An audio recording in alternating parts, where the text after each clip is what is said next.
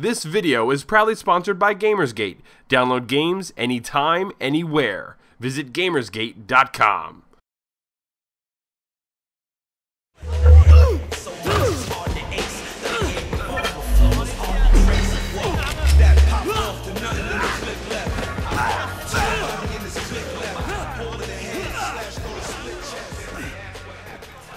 Welcome to Elder Geeks Elder Speak. Today is Friday, August 24th, 2012. Congratulations, everybody. It's the end of the week, and, well-deserved weekend is actually here. My name is Randy Asenchak. I'm the editor of ElderGeek.com. If you're not familiar with what Elder Speak actually is, it's sort of a news digest show, I suppose is probably the best way to describe it. If you'd like to click to the links to the specific story, they're actually found in the description below, so you can actually see what articles I'm going to be talking about. You can link directly to that topic.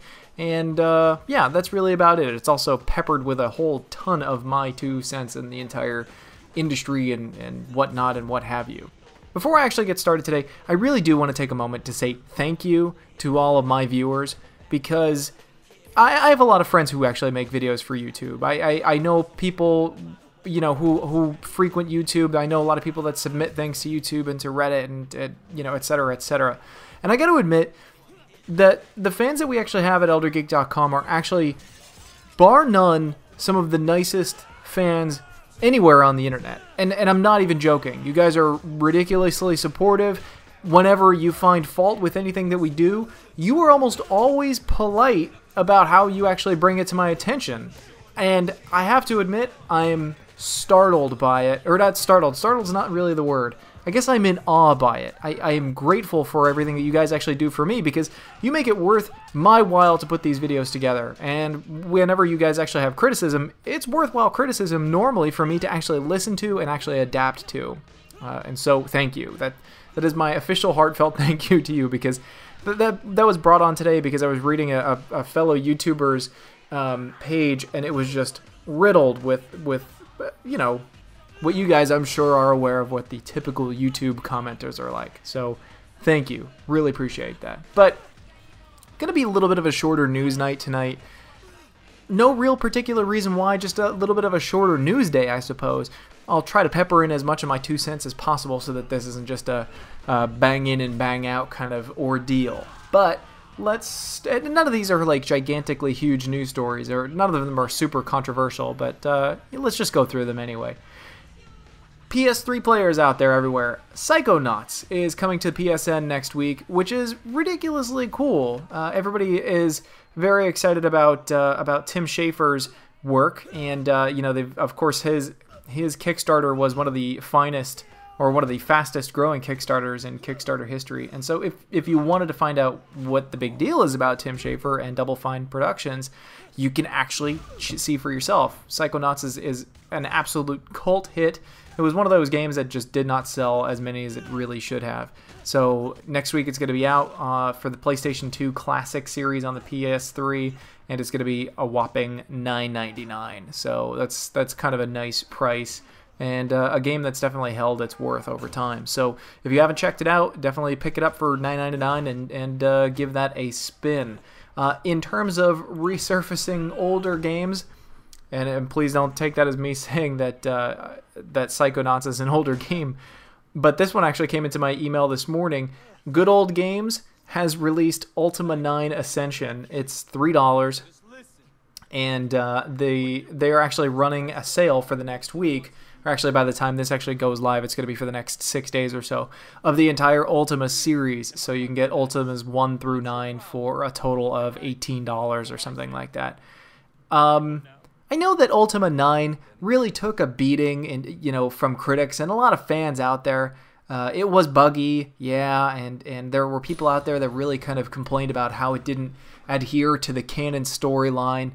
But I got to admit, Ultima 9 really holds a special place in my heart. That was one of the first games I can really remember thinking back that I had to really upgrade my PC to get it to run, and I think that was actually the first PC that I built, because all the PCs that I had actually prior to that I had bought, and they were like Dells or Hewlett Packards or whatever they were back in the day. But I remember upgrading my PC specifically so I could play Ultima 9. The 3D graphics, I remember when that came out, just blew my mind.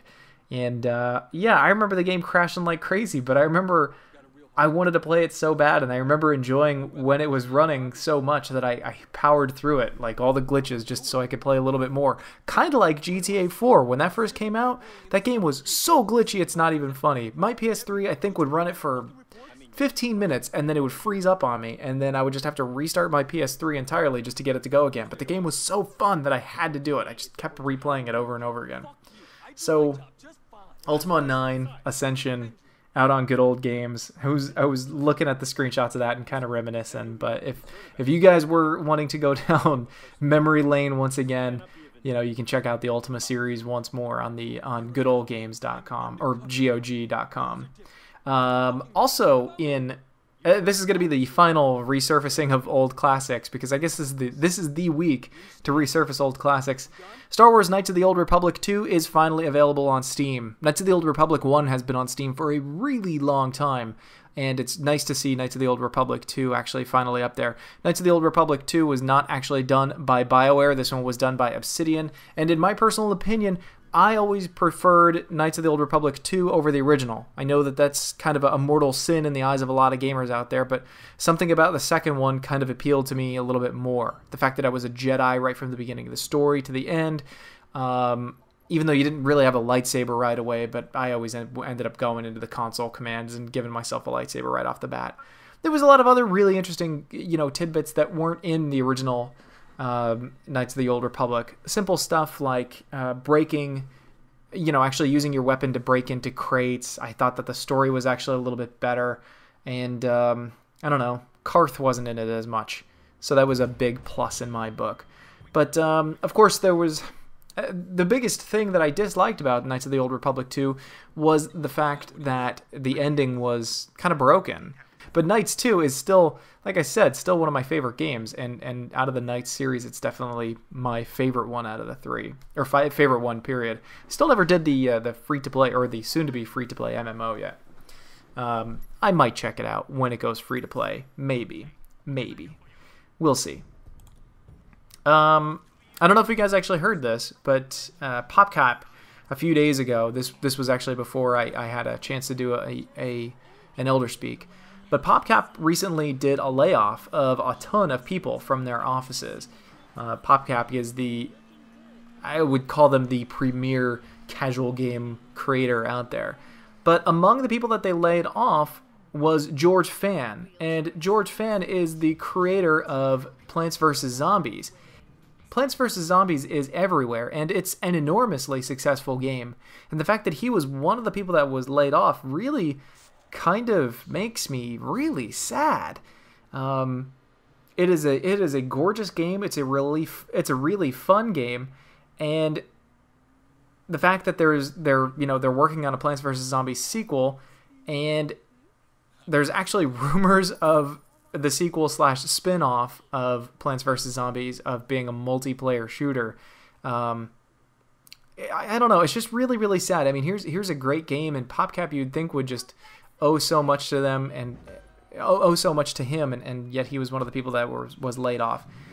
I can't really speak as an expert on the subject. I just kind of want to bring it to your attention. This is coming from Shack News, by the way. Of course, maybe he was let go with cause. Maybe he asked to be laid off. Sometimes that actually happens. I don't know. I don't know all the specifics. I'm just saying that he was one of the people that was laid off, and that's kind of sad. I think it's even sadder that they might be bastardizing something that he created. So check out that link, and let me know what you guys think about that as well. Let's see. A final bit of news today. Everybody always kind of asks, what about Dishonored? What about Dishonored? Whenever I list about future games that I'm antsy about, or that I'm highly anticipating. And I got to admit, before today, I really wasn't that excited about Dishonored. I was excited, as much as I think I would say I was moderately excited. It was certainly a game that I was going to buy, but it wasn't going to be one of those games where I was going to be like looking at the clock and looking at the calendar and wondering how many days it was going to be until released.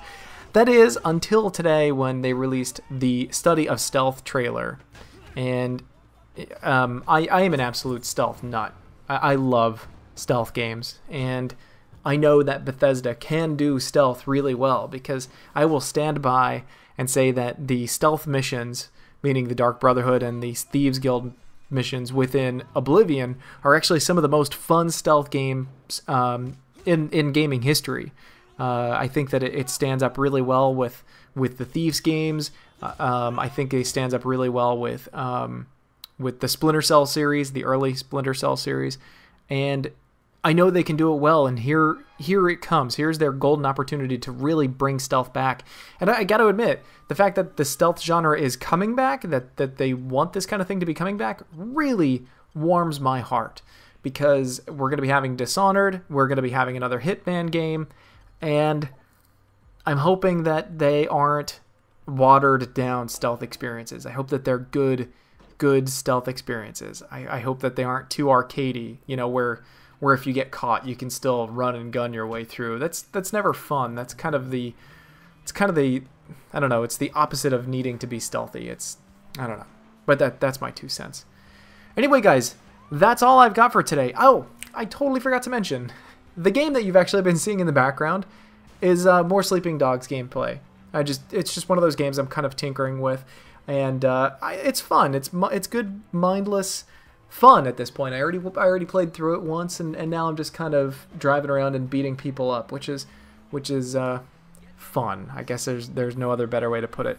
And to kind of answer somebody's question that they posted on a video that I did yesterday, the video from yesterday was, why don't we use GameFly to do reviews? We actually do use GameFly, or at least I used to use GameFly a whole lot, but I actually just recently canceled my GameFly subscription because, I don't know, most of the games that have been coming out, I've been getting them on PC, I've been getting them on PC because they've been cheaper on PC. They've been games that I've been wanting to kind of play and keep, and I think that's really all it really boils down to. As far as like smaller games go, there seems to be more better smaller games on the PC now than there is on the 360/PS3. That might not have been the case just a few years ago. There, a couple of years ago when people were really tapping into Xbox Live Arcade and PSN, there was a lot of really very, very interesting games that were coming out for it.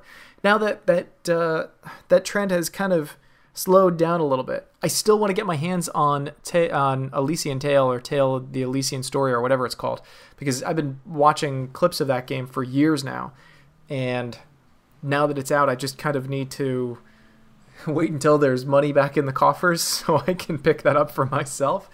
But it just looks ridiculously fun, and I've heard nothing but great things about it. So hopefully look for a future version of that as well. But that's it for me today, really, guys. I'm not going to be doing another video tomorrow, unfortunately, because I've got some family stuff that's going to be going on. But as always, you can feel free to follow me on Twitter at RandyAscensioc, or you can follow ElderGeek.com as a whole here on YouTube, on Facebook, on Twitter, on Twitch TV, all with the extension ElderGeek.com. If you have any comments or questions, please feel free to send them to info@elder-geek.com. And hopefully I will talk to you guys all on Monday. Have a great weekend, everybody.